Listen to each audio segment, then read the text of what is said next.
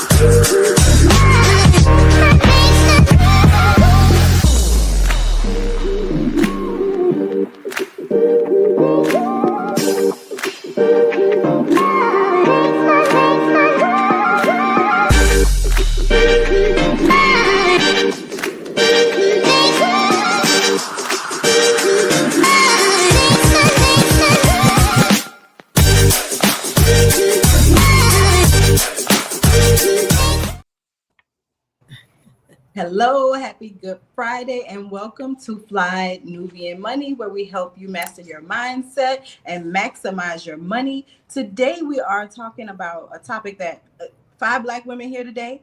All of us have had some experience with what we are talking about, relationships and the financial well-being of Black women. Specifically, are we choosing our partners based on trauma, and how is that costing us out of our pockets? How is that hurting us financially?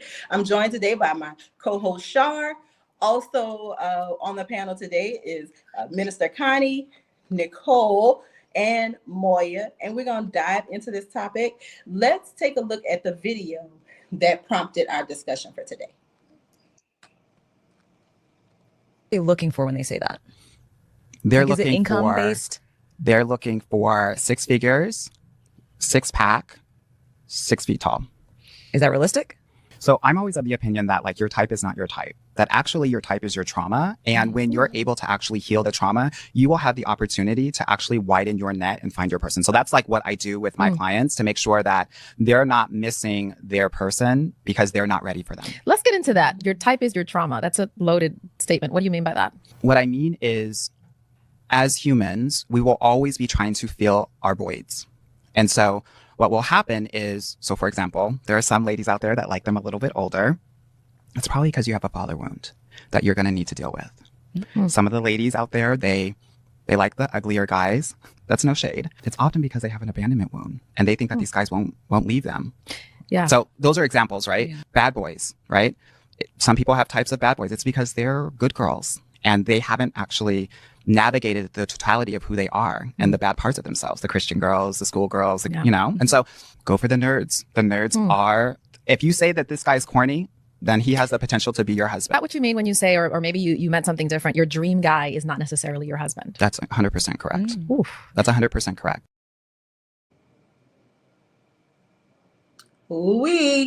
He said quite a bit. That was deep and it was dope. I have a couple things, but Minister Connie, what do you think about it? You're muted. One of the things is that my first husband was older than me, and he's right. I was looking for a father figure because my father and mother separated when I was about 10. So therefore, it hit it right on the nose. And there was a lot of problems in that. That's caused a lot of trauma with me because he was older and controlling. That's why the Bible says that we need to be equally yoked. And a lot of people don't know what that means. So definitely. Yeah, but he did hit that right on the nose. I was like, whoa, is he talking to me? Okay. Yes. Nicole, how about you? Well, one of the things that he said was that your dream man may not be who's made for you, be your husband. Right. I'm telling y'all, nightmares are dreams too. Been there, done that. A lot of times what we find is we attract people from the place that we are at that moment. My first husband, I thought he was the end all be all, and that was it until I met my unicorn that was better than any book could have been written about a man. Everything that I didn't know that I needed to fulfill what I was looking for was there. Wow. Oh, let me add one more other thing. I think part of our problem is we look for people to complete us and make us happy. You see, I stalled when I said complete. You were almost there. When I came to him, I was complete. And what I always tell him is he's my happiest, because I was already happy with me. I had already figured things out and did a whole lot of healing. And that was the key to why we work well. Right. So Nicole said everything I would have said exactly. So I don't need to say nothing. But what about you, Moya? So yes, I agree. One of the things that really stuck out to me was like looking for the nerd, like looking for the guy that you quote unquote think is corny.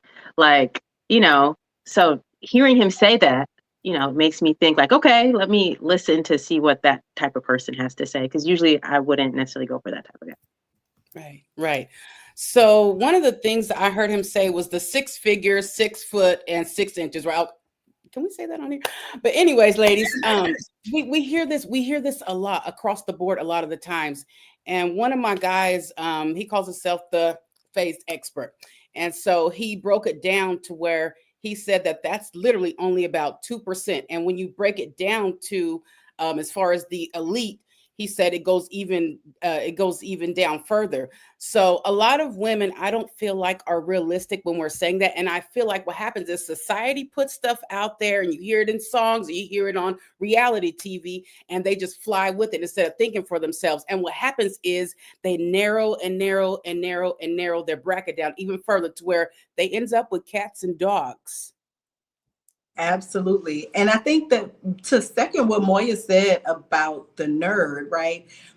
I look back at high school and everybody that liked me in high school, they fit that nerd bill. Right now, I look at them now in professional. I skipped doctors, y'all. I done skipped over all kind of people. Not saying that they would have been my guy, but definitely I think that girls gravitate toward bad boys because they're mysterious, because they seem brash, because they seem like in a way safe, right? Even though they may not be, but they seem like they can protect you, but typically they don't. But yeah, the brother said a lot. He said a lot. And oh, go ahead. And really quick, just to add something. I was married for almost 25 years. Okay. And so I noticed that once I began to do my inner work, I saw that we were 2 traumatic individuals who got together. And a lot of times what happened out of those situations were chaos. So I feel like I always say we were 2 traumatic individuals that got together that created a lot of chaos. Of course, it wasn't all bad. There were a lot of things that were great. But at the end of the day, both of us came into it with like we were teenagers. So we had a lot of trauma. So, I agree with him on that aspect. I'm boring. I want a nerd. My husband is a nerd, but you know what? He's a nerd that makes that money that can buy, that can do some things. I will take a nerd. When I matured, I realized that what you want is not what you need. And if we're basing what we want, like we said, it was social media and what people say is a good man or what you should be looking for. And we end up selling ourselves short. My husband, I always joke about, the taming of the shrew, and nobody was gonna make me sit down because I was Kadiko. That's the legal name, y'all. She's fun. But I was like, nobody can tame me. It's gonna take some big man to come in and grab me by my ponytail and come here, woman, sit down. Instead, I got a soft-spoken intellectual that's like, honey, we're not gonna do that. I'm like, okay, Dad. I have a question. Ladies. Do you guys think that nowadays men shy away from dating nowadays because the women look for the pockets instead of getting to know the man? I would say I personally am glad that I'm out of the dating pool. I hear it's filled with cess, but I think that women do often choose men for reasons that are based on really society's view of what a relationship should be, right? I think social media has amplified that the 6 foot, the 6 figures, the 6 inches, the 6-pack, like everything gotta be all of this nonsense that won't take care of you when you're sick, right? It won't provide for you when you are between jobs or building your business or whatever you have going on in your life. It won't help you raise healthy, happy, stable kids. So I think that we do need to focus right on what's best for us, and it may not look like what society is saying we need to make assessments based on our real lived experiences, where we are and where we're trying to go. Right. So I want to chime in because I believe what Marlo's saying is right in terms of what society says that we need to do. But everything that you listed, like when you need healthcare, that's money that takes care of that. When you want to raise a happy, stable home, money is the reason, like one of the factors that can make a home a lot more stable. When you get old and age, we both going to be looking at our social security checks. Like, I don't know if that's the right plan. Like, we want something else. Like, if we want to talk about society, what about back in the day when you used to have to bring some goats? Like, they want to see, like, do you got it? Like, this is a natural thought that we need to have. Right. I just, in my opinion, I feel like so many times a lot of people, but especially women, are after the bag per se, or his pockets, or his wallet, or the ATM, or thinking of him as an ATM, when in reality, this same person could be unstable. He could not have it all together upstairs. He may not have been, might not have dug out his stuff yet, his trauma. So they can have this 6-7 figure man, but then on the other side of that, there's all this trauma and drama that he brings with it. So is it actually even worth it? And on that note, we're going to take a break. Let y'all ponder, is it actually worth it? We'll be right back. It's a good show right here. But I'm biased. If you are just tuning in, you are watching Fly Nubian Money, where we help you master your mindset and maximize your money. My name is Tiara Williams. I'm also known as Miss Black Hollywood, and I'm the proud producer of this show because it is lit. If you want to receive notifications for when we go live Monday through Friday, 1 to 2 p.m. Eastern Standard Time. All you have to do is text the word Queens to 87948. That's Queens to 87948. That's QUEENS to 87948. Also, if you want to grow your money and not blow your money, all you have to do is go to flynubianmoney.com. There's all kinds of resources, there's courses, there's free giveaways. There's just no reason to be broke in 2025. All you have to do is go to flynubianmoney.com. Obviously, you don't want to be entertained here. You want to know enough to grow. Wait, I need to put that on a shirt. You got to know to grow. Got to know to grow. So know and grow. Welcome back, everybody. I want to also thank you for watching. As always, we want to hear from you, so be sure you put your comments and your thoughts in the chat so we can speak with you and not necessarily at you. But I do want to pose a question to the panel. I'll start with you, Minister Connie. How does healing from past trauma help Black women make better dating choices, and then potentially, because you leveled up, save money and make money and grow yourself financially and spiritually? I remember when I first met my first husband, I never shopped at different places. And so when we first got married, he would go to the mall to shop, and he would take me to Kmart's to shop. And before I had met him, I never shopped at Kmart, but this is where he wanted me to shop. We always had problems because he thought, because he was older, that he knew better. And so he was the one that led the household. He led me into a whole lot of trauma, because the thing is, not just on the shopping, but it was a lot of selfishness, and, wouldn't watch the kids. He would call it, why do I have to babysit? These are your children, So I found myself, ending up being a breadwinner, because he would get a job and then he would quit, and it was just all kind of things. So from the first marriage taught me a whole lot to say, okay, I will never depend. You shouldn't say you never, but I did. And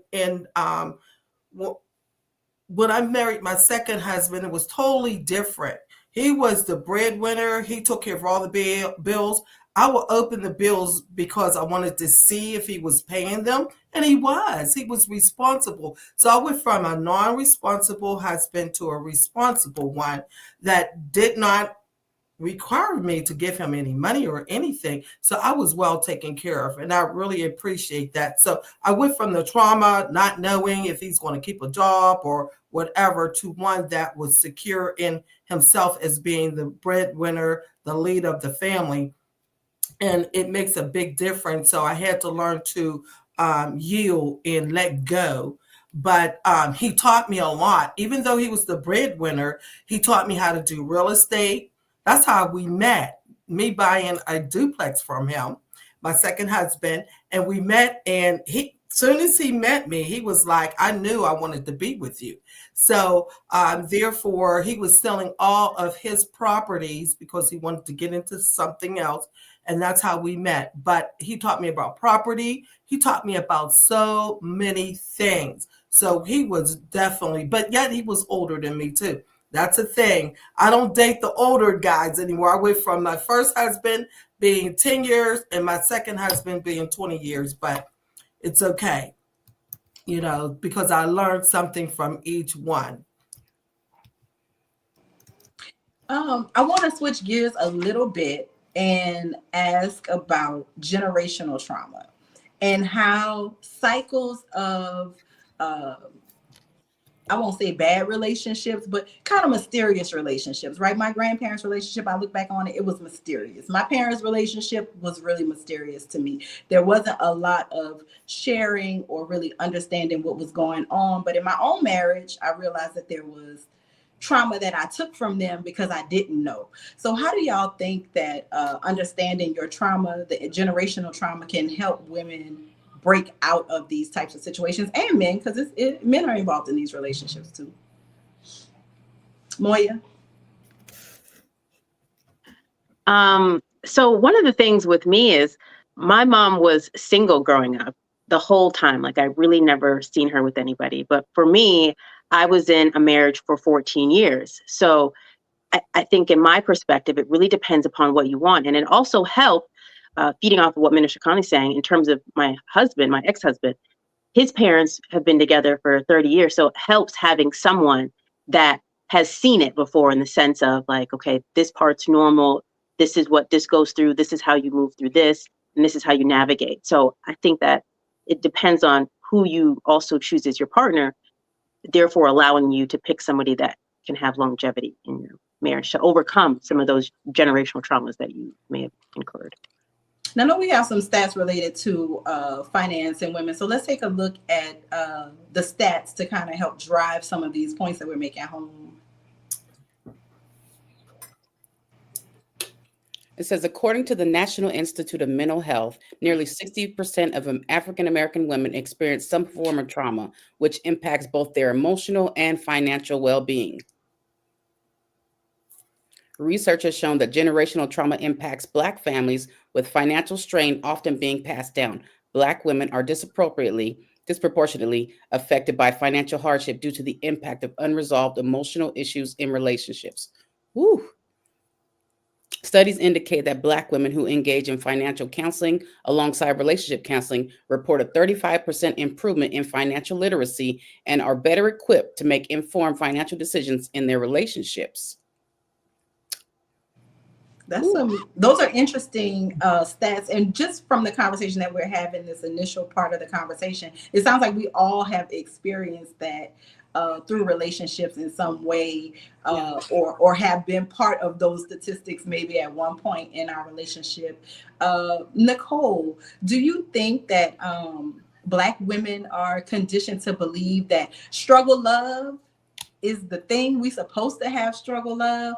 And how does that belief in struggle love affect your future financial outlook? I'd hope not. I think not just Black women, but I think we have been conditioned to think that you got to work for everything that you get, that everything has to be an uphill battle. I know growing up as a little Black girl, my mom would tell me, you got to work twice as hard to get half as much as your white counterpart, because she'll turn on those white girl tears and she'll flow through, and they're going to look at her differently. They want to say that we're lazy, but then they give us all the work and we're the ones who do it. So I think we're just culturally, not just with, you know, little Black girls, but culturally as Black people, we are taught that if you need it, you're going to have to work hard. You're going to have to work triple hard and double hard.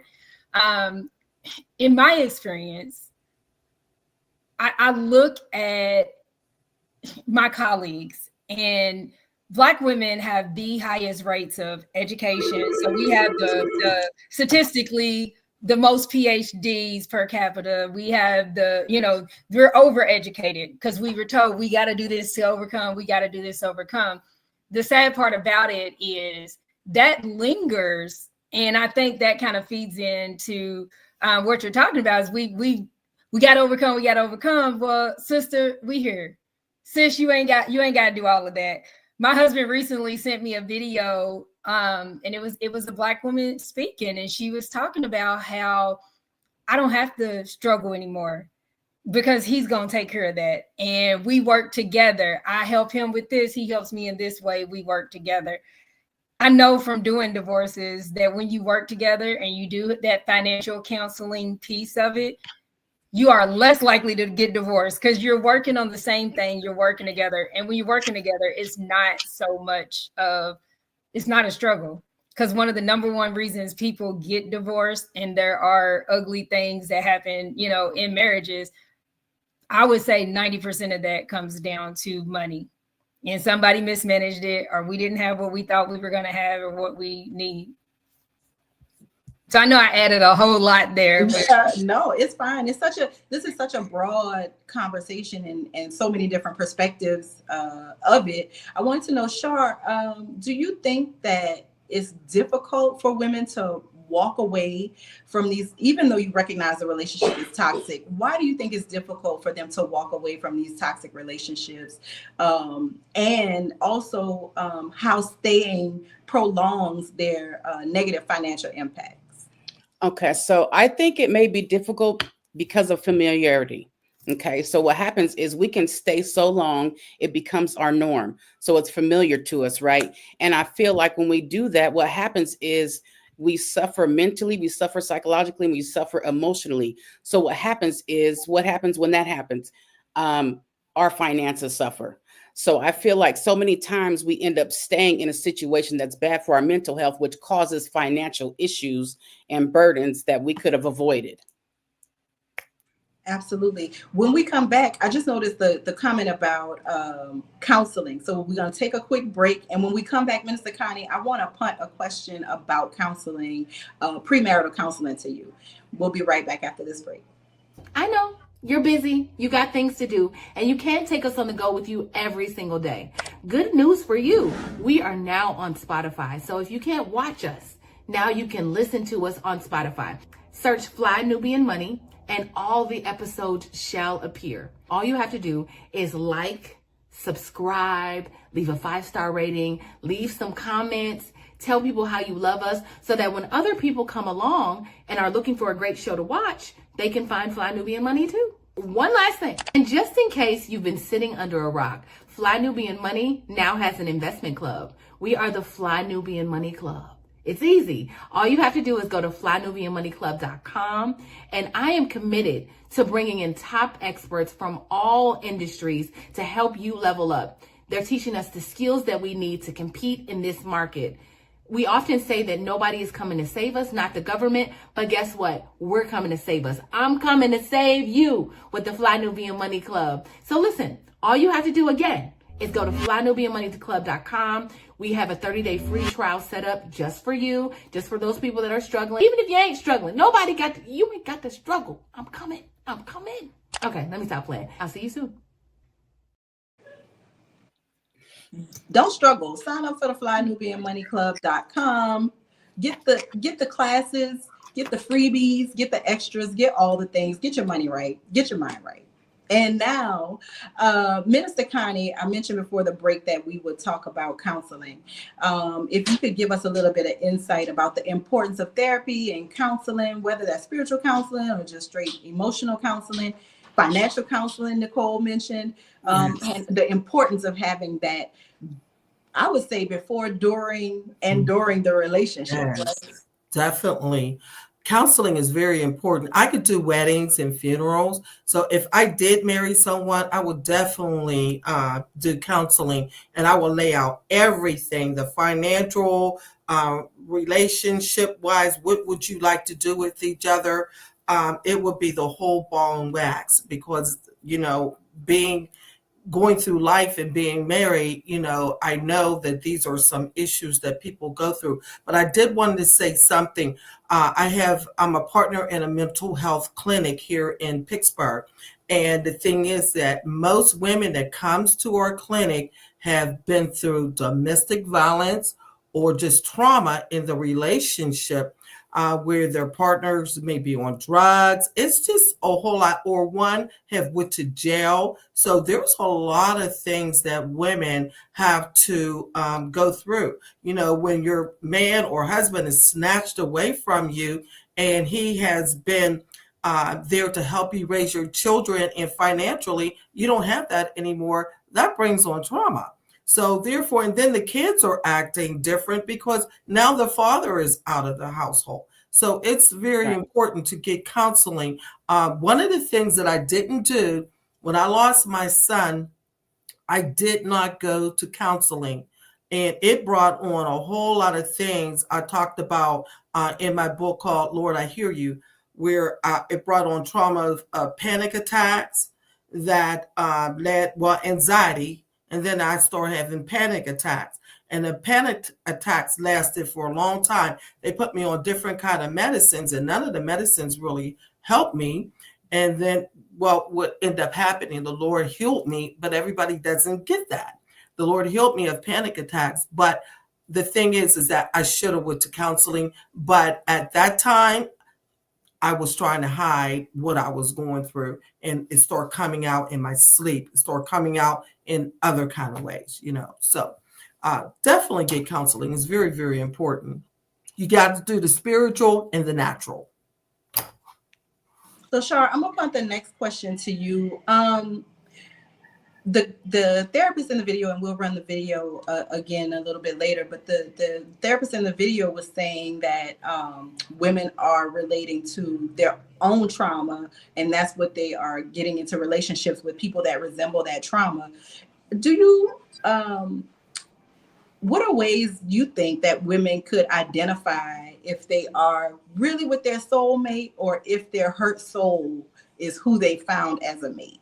That's good. Right. So in my opinion, I feel like there are certain things that women can experience when it comes to trauma. Okay. So there are things like picking the wrong partner. Okay. And that, I feel like that comes a lot from seeing certain things growing up. So there is childhood trauma. There is trauma from adolescent years. There's trauma from previous partners. So I feel like that shows up in a lot of the ways when we pick our friends, when we pick our business partners, when we pick, relationships. So, there are certain things. And just like Minister Connie was saying, as far as anxiety, as far as panic attacks, as far as things like that. But I will say this. What happens is when we dig out our stuff, we're better able to see things in a clear manner. We get clarity, our focus is better. And so I feel like so many times when we choose to dig out our stuff, when we come out of denial of it, that is when we have the clarity that we need in order to go forward in certain spaces.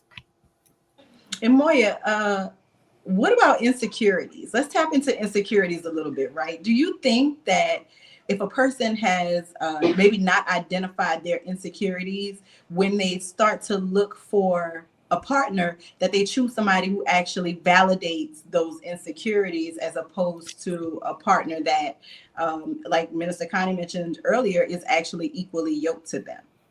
Yeah, I think that's really important, on top of like understanding what you are looking for and what you're looking to do. I think that adds to it. I know Nicole was saying in terms of happiest, like, finding someone that completes her. I think that's important. I think that's why counseling and therapy, and just as Shar was saying, doing the work is critical if you really want to find that partner that's going to bring out the best in you. Because many times when you're finding that partner that makes you feel secure, it's only a mask. It's only a temporary Band-Aid. And you're going to always be feeling that hurt and that pain that you felt before that partner came. And if we really want to have that love that ignites us and brings out the best in us, and that someone looks at you and says, there's something different about you. And that's just because you're shining and you're showing up different. And I think that's where it really, really comes into doing the work. And when you're looking at your partner and you find that your partner is picking out things at you and you start shrinking and you start feeling like you're less than, then those are the areas that I want you to think of as exposing you so you can heal you. And then eventually you'll find that that person naturally leaves you, or you leave that person, because you are more complete now and you won't allow that. I see you agreeing, Shar. You want to add something to that? No, I agree. That's a word. And it's funny that you say mask, because I have a book and it's called Mask. That's my very first book, and it's called Mask: Why We Wear Them and the Effects They Have on Our Day-to-Day Lives. Because I feel like so many times, we walk around with these masks and it's from not knowing ourselves. So once we start to, like you said, peel back the layers of the parental heartache, the childhood trauma, unforgiveness, like learning how to get past things, that is when we become our true selves and we can flourish. And a lot of times, like you said, we do end up outgrowing our spouse or our partner a lot of times because they're choosing to not dig out their stuff. Mm-hmm. And Nicole, in terms of boundaries, right? Because you set a clear one today. You almost said complete, but then you roll that thing back in, right? And that's a language thing, but it's also a mental thing, right? Mm-hmm. How can women who have who have dated based on their trauma, how can they work to set better boundaries in terms of choosing a mate, the things that they will and won't accept, what their expectations are? Let's talk a little bit about setting good, healthy boundaries. It's not always easy. What I will say is this: it starts, like you said, the words that you speak in your mindset. So it has to be intentional. And the first thing is to fix the words and to fix your mindset so that you start speaking differently. So then when you start speaking differently, you start thinking differently. I am a big believer that everyone, at least one point in their life, needs to go to therapy. So you can call it a coach or whatever you want to call it. But, because you're really, a lot of this, so you seek out people who are, like I said, where you are. And if you're living in your trauma and you're holding on to that baggage and acting like it doesn't exist, then you're going to keep picking the same wrong person and doing the same wrong thing. If you really do the work, and it is ugly, where you have to get real with yourself and really start thinking, where did I pick this wrong thinking up? Why do I keep getting in the same situation? Yeah. Why is this happening? And a lot of times it's you. I remember my first husband cheated, and I was like, oh, I'm going to pray him.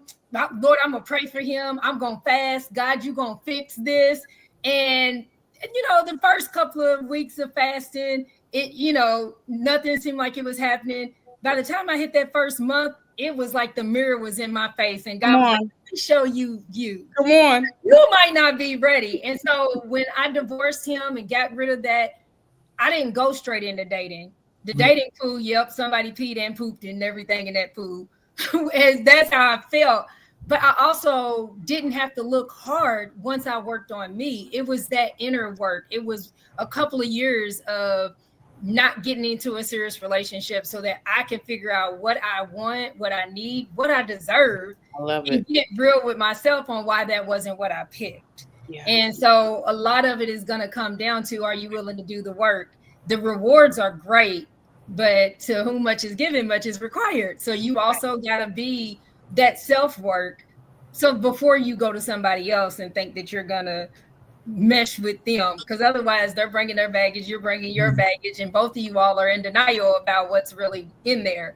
And even if one person has fixed what they have and they've gotten real with themselves and the other person hasn't, your spirit won't match up with them. You'll be looking at them like, I'm over here and you're way back there. Mm-hmm. And it's no shade, but Right. you got to have someone who is willing to go through the work or who has gone through the work too. I love that you said perspective and mindset. And I have this saying, I said, if you change your perspective and change your mindset, then you change your life. So sometimes what happens is people will think negatively and think they're going to attract something positive. It don't work that way. But that being said, we're going to jump into the next video. Because when I walked in, it was packed. And what do you think I saw? What do you think I saw? What did you see? Exactly what I thought I was going to see. What? 80 women sitting alone. No men in sight. None. I saw so many Black women try to solve a problem in dating by starting to host events in person, trying to create third spaces to facilitate dating like offline. And you know what would happen every single time? The men were not signing up. They would be selling tickets to speed dating, and they would always end up with men's tickets on sale. Always, because they weren't buying in, right? Not one single man sent their profile in.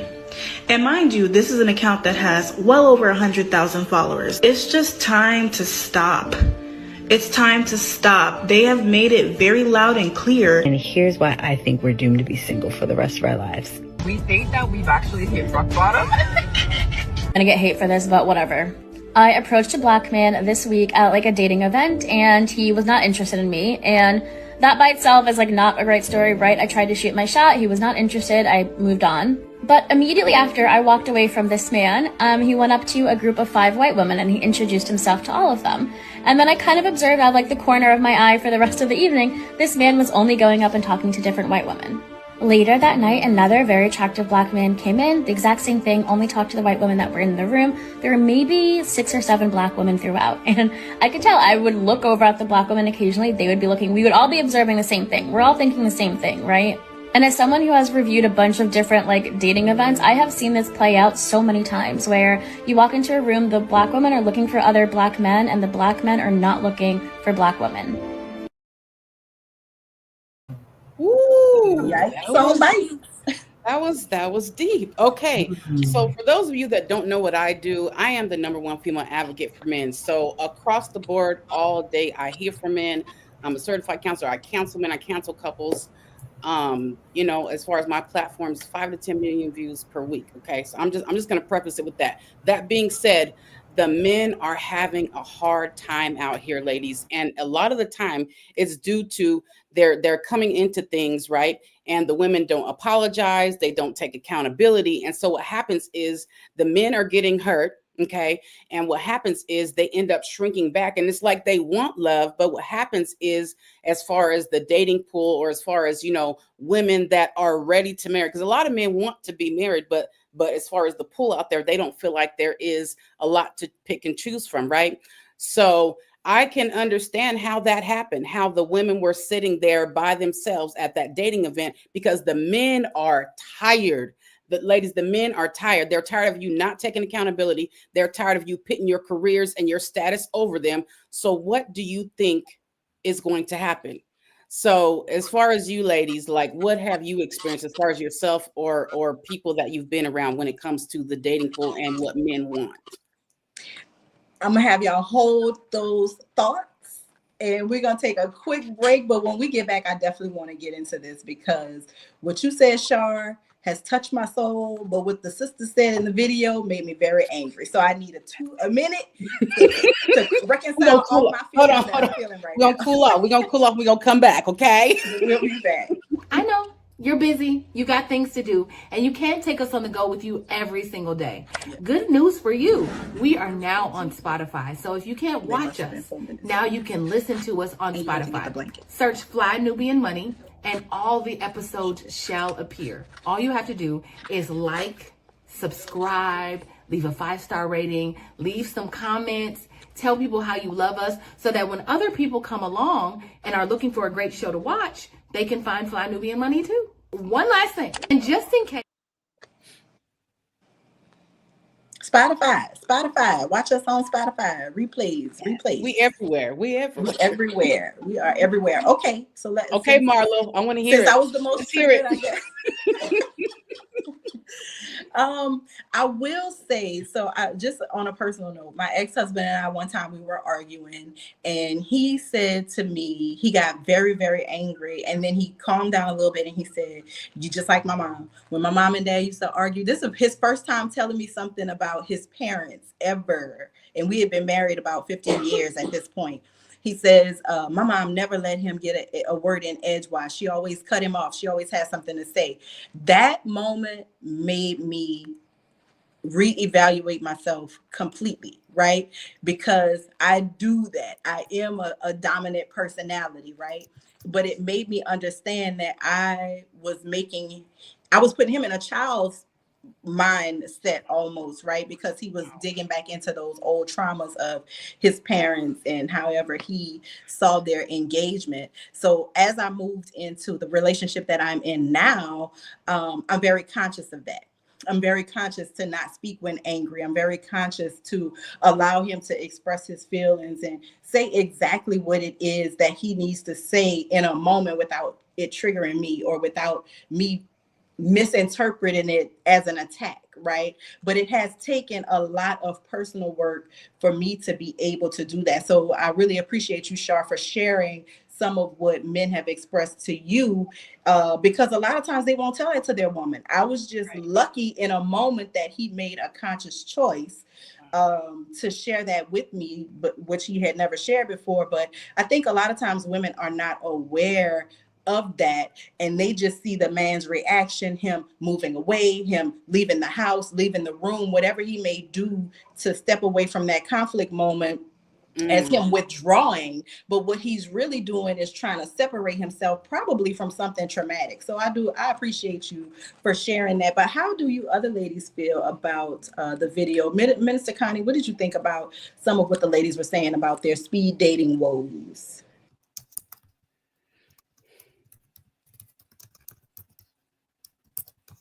Me personally, I might get some feedback on this, but I believe that Black men that are with white women are kind of weak. That's my say on that. That's how I look at it. Black women have birthed them. I believe we birth kings, and therefore, you should be with a queen. And I believe that all Black women are queens, because the thing is that the DNA comes from the Black woman. So therefore, it wouldn't be no human being if it wasn't from a Black woman. So therefore, I believe that it's on the weaker side. My nephew had one Black child. He got 6 kids. One is Black, all Black. The rest of them are mixed, and they are all different. They have society problems. And so therefore, you got to look at things like that. They all have society problems because they don't know on which side to go. Now, I'm not saying that you shouldn't have mixed marriage or you shouldn't have mixed relationships, but, it's just not, you got to look at the whole thing, society, finance. I just believe that, the Black man weaken themselves when they're with another race. And that's just my thought and my idea of how I feel about it. I'm going to jump in really quick, because is it the fact that they are weak, or is it the fact that they're frustrated? I believe that they're frustrated and emotionally weak. I believe. And so when you say you think that all Black women are queens, I'm going to beg to differ, Minister Connie, respectfully, just because I feel like queens operate in a certain manner. So if they're acting in a manner that's not operating as a queen, then it's more closer to a peasant. And so we're not going to I wouldn't call all Black women queens just because of the skin color.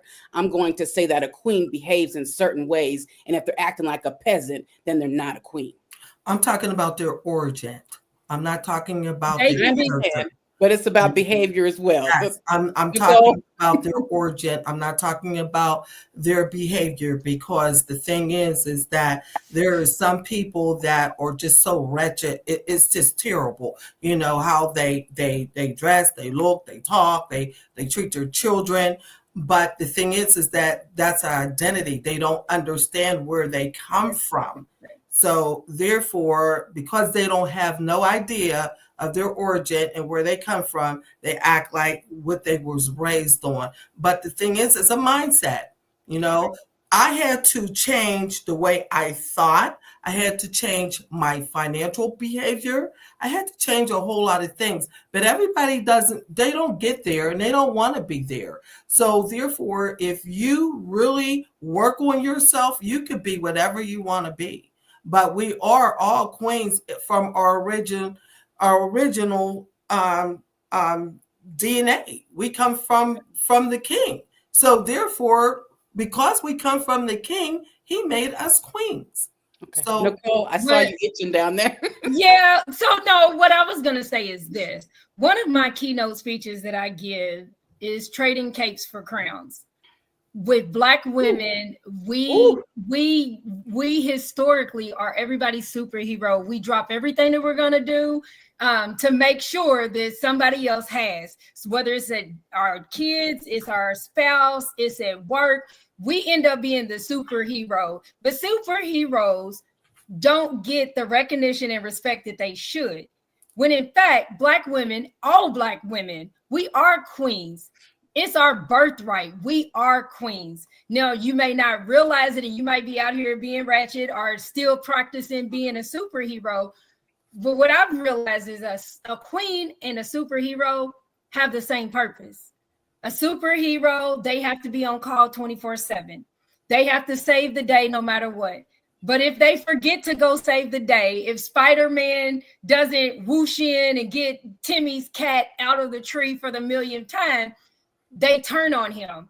They think that, he's not there for us, and they forget all the things that he's done before. But with a queen, it's the same thing. A queen cares for her kingdom.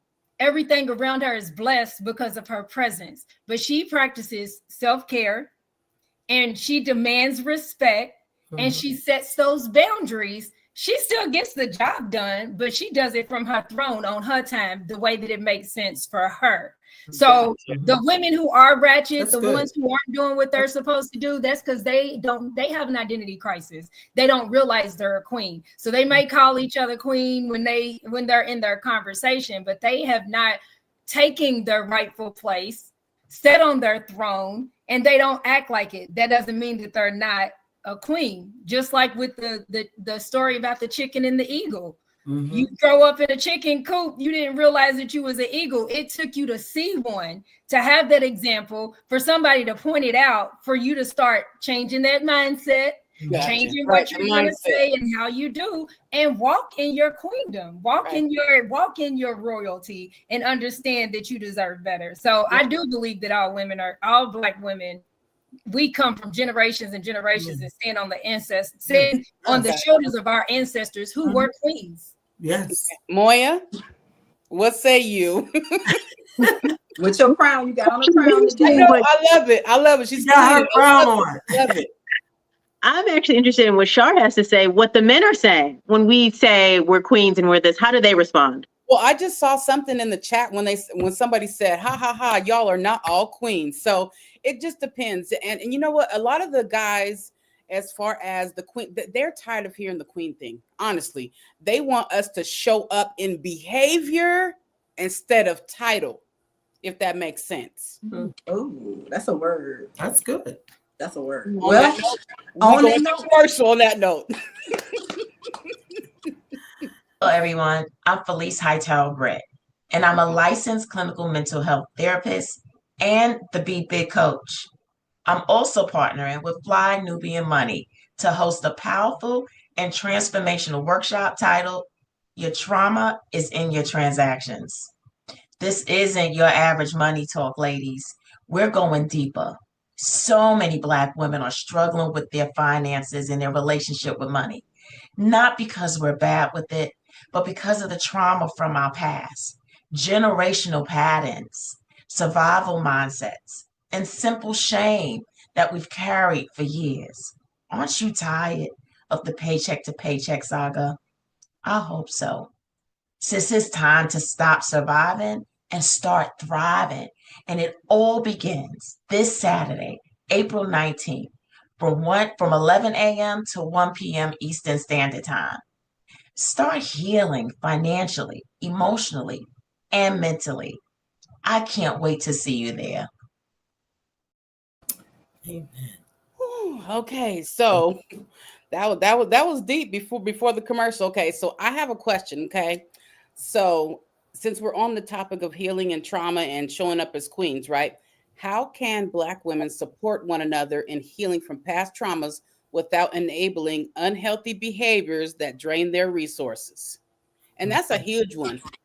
Really quick, that's a huge one for me because I feel like so many times, us as older or more seasoned or wise women, I feel like so many times we don't reach back. And those of us that have done our work, it is our duty to reach back and help the other generations come through in a better manner. I think my daughter married young, like I did. And so I definitely try to give her as much encouragement and information as possible, right? I'm not trying to be in every little nook and cranny of her marriage because she definitely has to navigate that life on her own. But I'm definitely a resource for her if she has questions, if she wants to vent, if they got something going on. Now they're talking about buying a home and what that process looks like. So I think it's so important for us to give information, right? A lot of our elders, our parents, grandparents, they weren't sitting us down and talking to us about what was going on and managing finances and navigating the negotiations that are required in a healthy, good relationship. So I think it's so important for us to talk to our younger generations, our sisters, our friends, our colleagues, and give them space to share, but also good, sound, lived advice is very, very important. And I think that a lot of people are stingy with that, right? Because sometimes you got to scratch your trauma to be able to share with the next person, and people don't want to do that. So I think it is something that we need to do more of. Agreed. And we need spaces that encourage that type of conversation. Every conversation can't just be shallow, my hair, my nails. Right. We need to talk about things that are bothering us, impacting us, and affecting how we move in society and how we interact with people. Right. Thank you for that. And it comes with transparency and being raw. I feel like it comes with transparency and being raw because so many times if we're not able to dig out our stuff, we're not transparent and we're not raw and we're not even being truthful with ourselves. So how can we be truthful and reach back to the other ones? Moya? I would say encourage. So when I'm talking, for example, with my clients, a lot of them are younger Black women. I encourage them. I say what I like to see that they're doing. Like, oh my gosh, look at you giving to your retirement. Tell me about your business. Like, I just encourage them to bring out the best. And then they just feel good. Like, whoa, I really haven't gotten this in a while. And I feel like that's because many times your circle, it brings you down. Your circle points out the negative. And so if we point out the positive and we encourage that, then the next question usually is, well, what else do you think I can do? And then that's the opening that I would give whatever advice I have in regards to what they're doing. But I usually don't come with advice straight away. I come with what I see that they're doing amazing and great. Gotcha. Minister Connie. Medicine I will give some to you, especially where it comes to finance. I am one that really truly believe in economic empowerment. I like to empower. So I have, like, my mother had 12 kids, so we have a lot of nieces and nephews. Wow. I have invested in all of them. What I would do, would get them all together. I said, we're going to dress up. We're going to go to dinner. I take them to a really nice place. We're short. We go in there and we're talking about finance. We're talking about other things. What is your dream? I want to help you to get to your dream. I'm like that with all of my nieces and nephews. So I made it. I want them to make it. So I believe in not just giving advice. I believe in advice and then doing the empowerment of helping them to get to where they need to go. Okay. Thank you. Nicole? I agree. I like that because you can tell somebody how to do something and they may or may not. You can give them the roadmap and the instructions, but all of us at some point in our life needed to have somebody that was going to be there, hold our hand, and actually show us, take this step first. Like when you're teaching your kid how to walk, or you learned as a baby, take this step first. Okay, you did it. Yay. Come to me. We're going to do the next one. So I think that we need to be there for each other.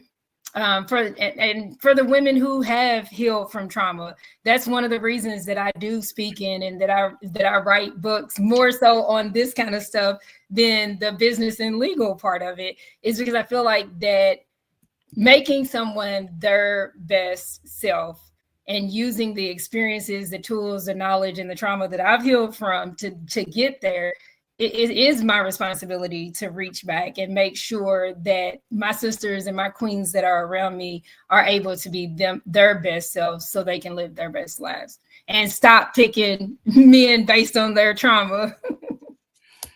Okay. Final thoughts today, ladies. Overall, Marlo, you first, please. So my final thought is, make sure that you are whole and happy with yourself before you look for a relationship. After my husband and I separated and ultimately divorced, I dated myself for a good 2-3 years. And that included lunch dates and dinner dates and being by myself and tolerating myself and understanding who I was and what it was that I wanted. I think oftentimes we're sold a dream as women about what a fantasy world will be and what marriage will be and relationships. And then we got the internet telling us about couple goals.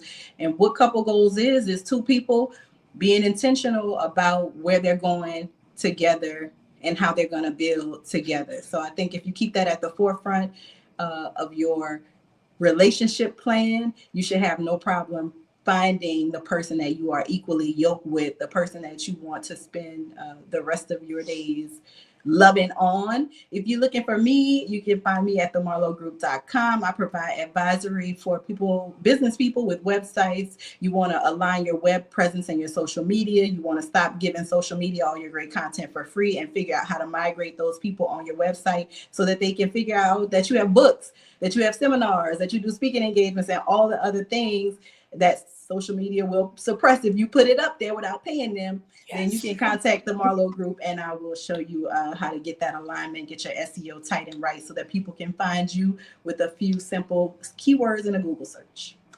Minister Connie, what are your final thoughts and where can they find you? Like Marlo say, date yourself, get to know yourself. Ask the Lord, why am I keep on attracting these kind of people, toxic people? And he will show you. You ask them anything, he will let you know. The thing is that get yourself together first. Know thyself. When you know yourself, you know what you want and what you don't want.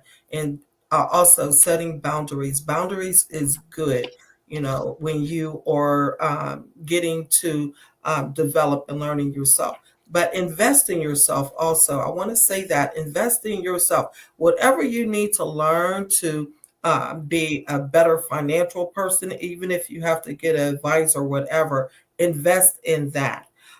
You can reach me at ConnieSpearman.com. I have a book called Lord, I Hear You, where there was a whole lot of things that God just supernaturally helped me in a lot of areas. So I have a book and a journal, so please get it. I am working on a book for finance, and I want it to be like, wow, I never knew that. Wow, I never found out about that. I want it to be really powerful. So look out for that. It's coming in the future. Yeah, I'll put myself, I got to do it.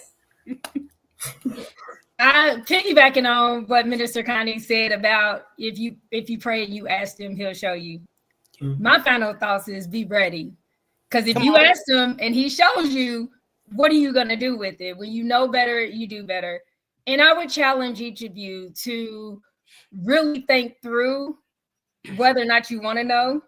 Really think through what it is in your relationships that keep going wrong that you can change. Whether you're married or you're out dating and trying to figure it out, all the answers are within you. And if you ask to be shown, you will be shown. But you have to be intentional. And you have to know that you're going to have to change your mindset, most likely. Come at it with a positive and a different perspective. But know that you are a queen and that you do deserve nothing but the best. And you can make that happen. I guess that would be my final thought. The second final thought would be that I love you guys, and even if I don't know you, if you're in my community, I'm rooting for you. I want all of the women that I know and that I touch to be their best and to win. And so if you are looking for a good community, if you're looking for a good community to join, I have destinysoil.com. So I'm the fertilizer that helps you find that destiny and get there. So destinysoil.com, or you can reach me at NicoleCompton.com. Even though the new name is Shelton, after 20 something years, it's hard to get rid of all the SEO. Marlo can tell you, it's hard to get rid of that. So I answer to both, but it is the new Mrs. Shelton. But everything else is at NicoleCompton.com, and Nicole has an H. So I'm your sister girl in the law, Nicole Shelton, and I love you guys. And I'm glad that we had this show today. Thank you, Moya. One of the things that I would say the most when you are really looking for that person is you look for that person inside of you first. When you're looking and seeing what do they tell you that you love in terms of what are they saying that really lights you up, then those are the areas that you need to focus on the most. And when you focus on those, then you can really grow in the person that you desire to be. I've been doing taxes for nearly 10 years, and I see women that come in with their finances when they're with a partner that isn't as effective for them. But once they truly believe in themselves, I'm looking at each year they're earning more and more and more. And that's a correlation because they believe in themselves more and more and more. So if you want any ideas and growth and business, please reach out to me at moya.business on Instagram. Yes, and thank you guys for joining us today. I am Shar Curry, again, the #1 female advocate for men, but also a sister to women. And my final thoughts are, do your inner work. Look at yourself in the mirror and figure out what you need to fix for yourself, so that way you can be better for yourself and those around you. You can find me at Says What She Wants across all social media platforms. Be sure to support. I have books and I have journals. Especially this one right here. This one has helped so many people across the globe. Masks, why we wear them, and the effects they have on our day-to-day lives. And thank you guys so much for joining us today. Marla. Yes, nothing else for me to say. Thank you. Be sure that you go and support all of these sisters. They have such a wealth of knowledge. I love Mondays. I love my alternating Fridays. I get to sit and chat with my sisters for a little while during the middle of the day, learn some things, feel good about myself, and go about my life. Be sure that you all tune in for Felice Hightower Britt tomorrow.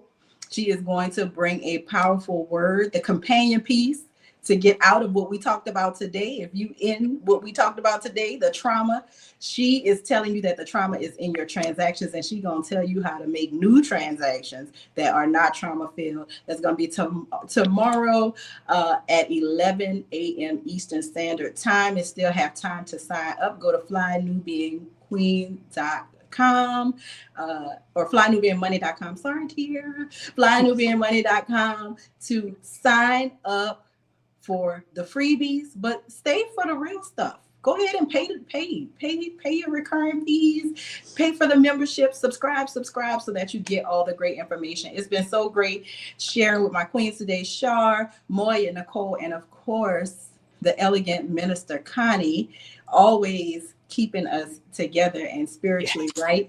Thank you so much for watching. We will be back on Monday. Be sure you sign up for tomorrow though, because tomorrow then Monday. That's how we doing it.